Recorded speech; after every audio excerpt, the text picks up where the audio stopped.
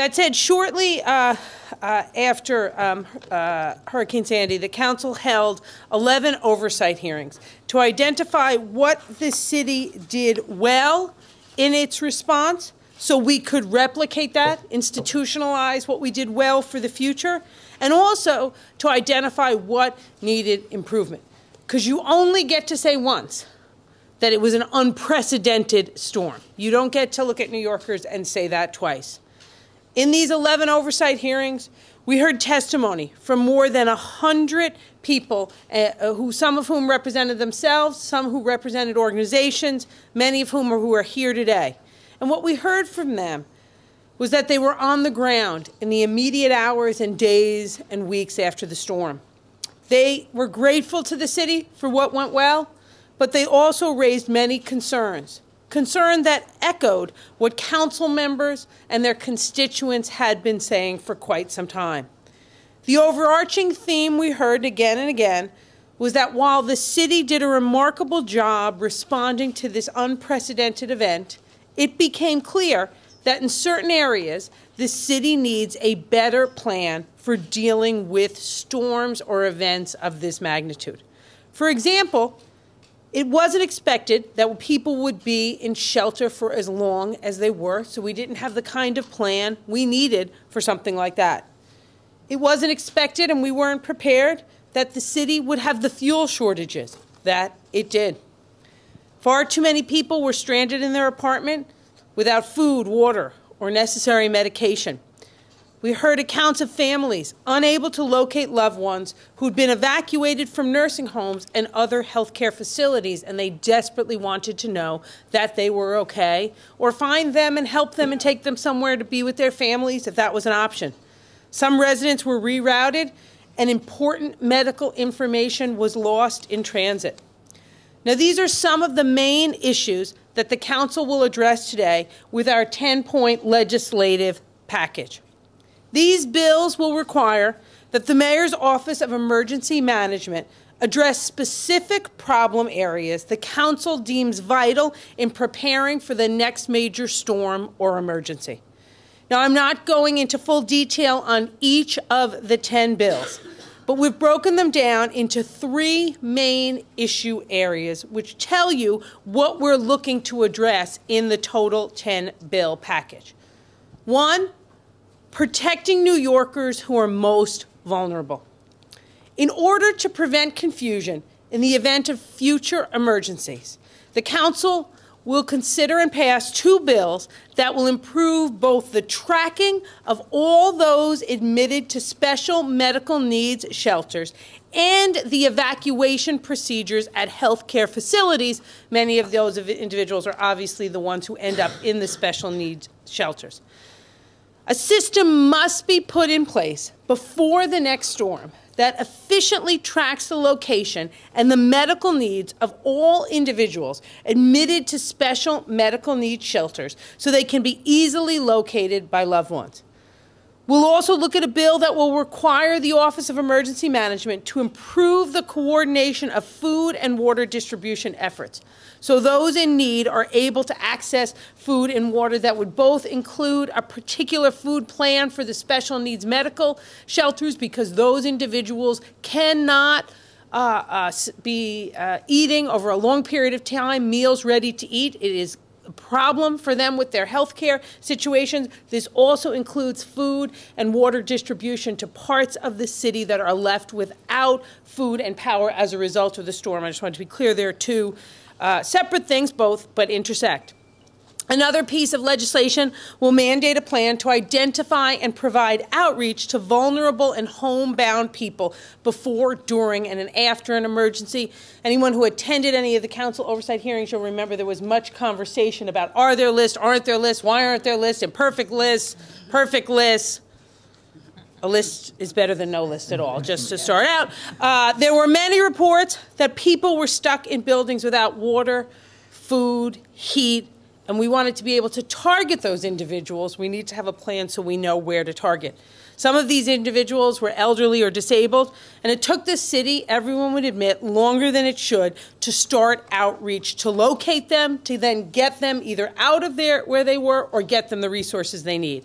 Additionally, the council legislation will require OEM to anticipate the operation of emergency shelters for short, medium, or long-term stays. It's obviously impossible to know before the storm hits how long you'll need shelters for, so we need to have plans of all varieties for the general population, for the special needs population, and we need to recognize that homeless shelters may be impacted, so we need to recognize that the homeless population needs to be part of this plan as well.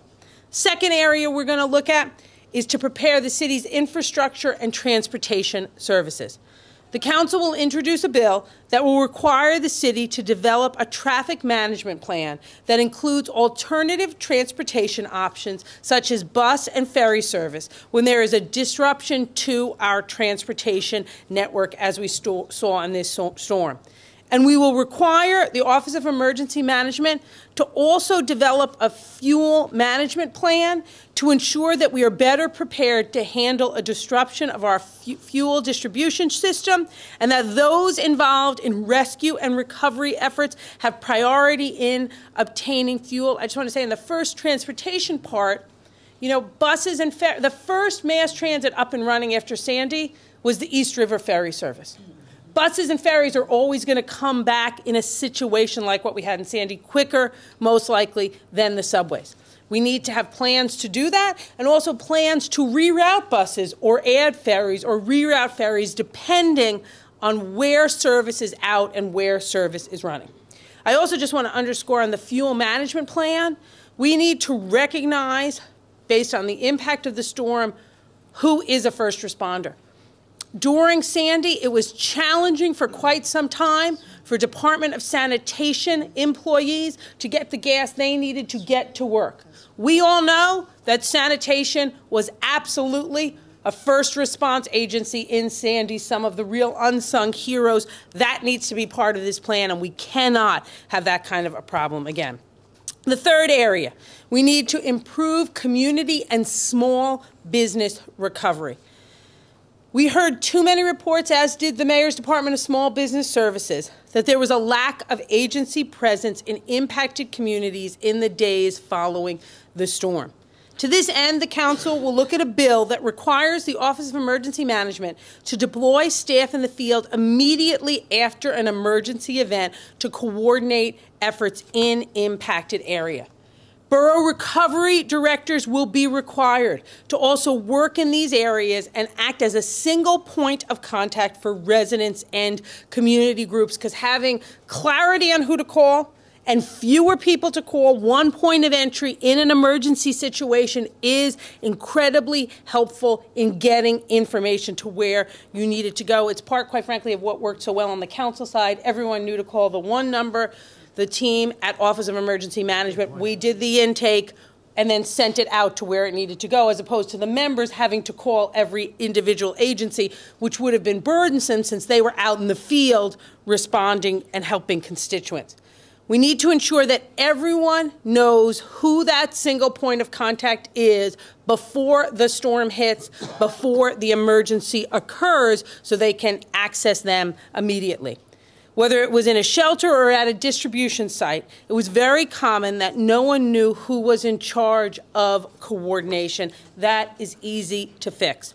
The council will also require that a plan is in place that will help small business owners after a storm or a disaster.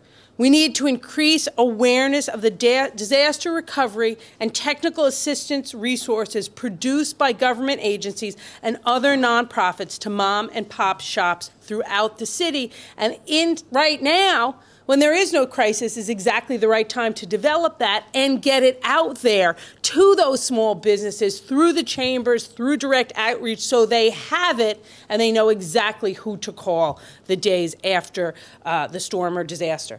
Finally, the council will have legislation that will require the Office of Emergency Management to regularly review their coastal storm and emergency plans, require them to make appropriate changes, and provide copies of all of those changes to the City Council.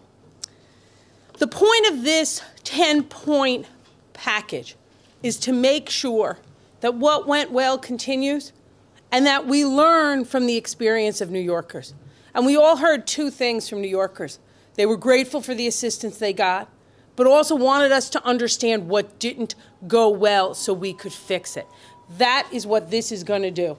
It's going to make sure that the most vulnerable do not get forgotten or left behind, that we can get to them quickly, get them what they need quickly, and keep them in contact with their family and their medical information, which they desperately need. When I was at the Office of Emergency Management after the storm, we had drugstores who were willing to go to shelters and fill prescriptions. But people didn't know exactly what their prescriptions were. They didn't have them with them. Those are the kind of things we can fix. We need to have plans in place for food and water, so we're not developing those the day after the storm as we did this time when we in the council were the first folks working with the administration on food and water. We need to have plans to make sure fuel gets to who needs it first, and New Yorkers know how we will deal with fuel shortages, and then a real plan to deal with traffic management in a prioritized way, and then make sure we have community-based recovery. So we take the city of 8.4 million people, break it down into sectors, so there is that closeness to who you know you need to call in this crisis, and get small businesses the information they need so they can be back up and running as quickly as possible. So first, I just want to thank all of my colleagues and all the advocates here for all of the work they did during Sandy and all of the attention they gave to the 11 oversight hearings to develop this package. I also want to make note that all of the findings from the hearings was shared with the Bloomberg administration as they are developing and have developed their response to Sandy. I want to thank the legislative staff who worked long and hard on pulling this together and getting information to the mayor's office as they developed their plans. Our goal here is to move forward and get to a better place of preparedness so we can do a better job supporting and protecting our city and New Yorkers in times of need.